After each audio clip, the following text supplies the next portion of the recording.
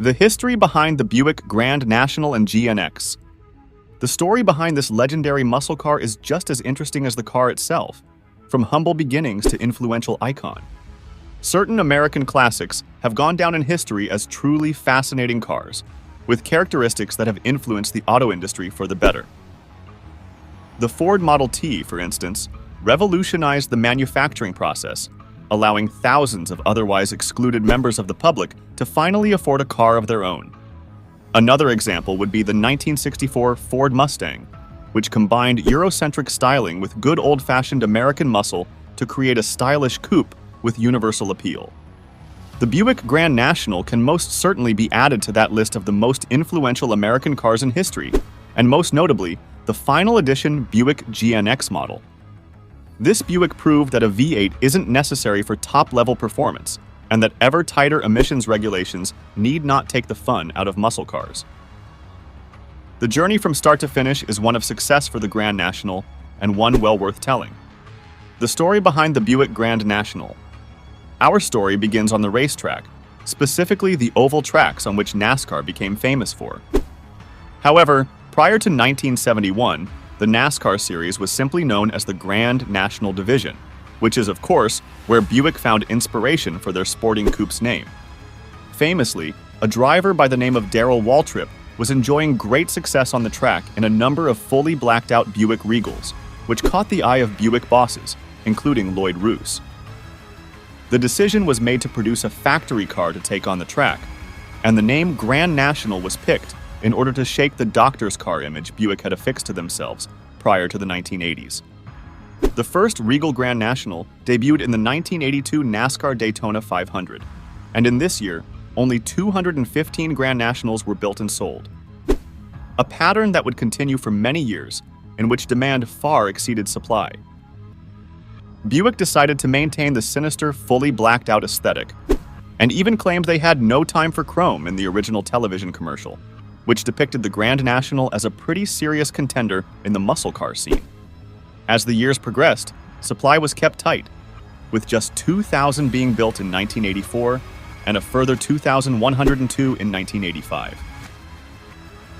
Production did eventually increase for the latter years, with 5,512 being built during 1986 and a huge 20,740 during 1987. Of that 20,740, only 547 would be converted into GNX. Perhaps Buick knew the model was coming to a close and decided to make the most of it while demand was high. Although the limited number of GNX has ensured crazy demand, even to this day. Buick's turbocharged V6 had an unlikely start. To follow the development of the engine, we must first look back to 1973. In the year, a youthful engineer at Buick by the name of Ken Baker started a Boy Scout Explorer program, training apprentices and young talent to become future engineers. Ken decided a project based around turbocharging the V6 engine would be a great project. In order to get started, all the necessary for the project parts were scavenged, and an old Skylark was used to test the built engine out. The results were quite cool, with a reportedly great fun to drive Skylark, and some notable horsepower gains, of course, from the newly found boost. Future Buick boss Lloyd Roos caught wind of the experiment and demanded to see what the Explorer program were working on. Despite Ken becoming concerned about his job for pursuing the project without prior approval, Roos was clearly impressed, as just 2 weeks later, he instructed Baker to form a team and to put this V6 into production. The first time we, the public, saw this engine in action was within a 1976 pace car, which produced 165 horsepower at 21 psi. Dan Gurney took it for a few laps around Daytona, and 4 laps later returned with bald tires. An early version of electronic spark control was used to help protect the engine when running at full chat for so long.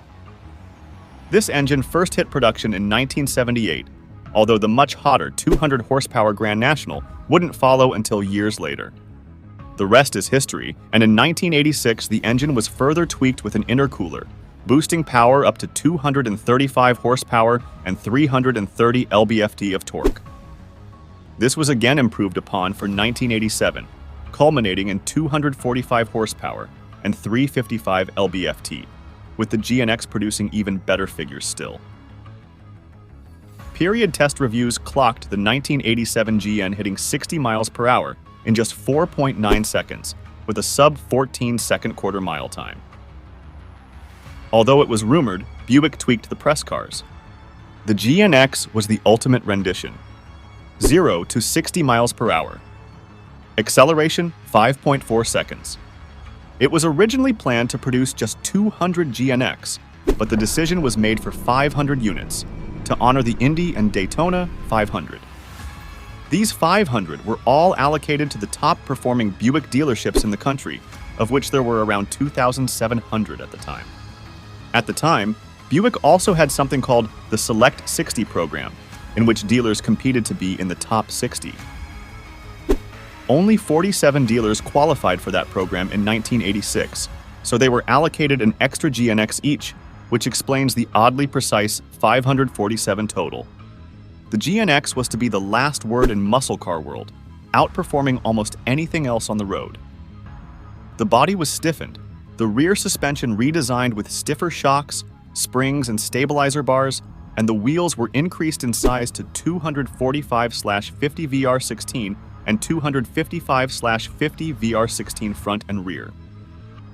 Unique fender flares and analog gauges were introduced elsewhere to further bolster the GNX image.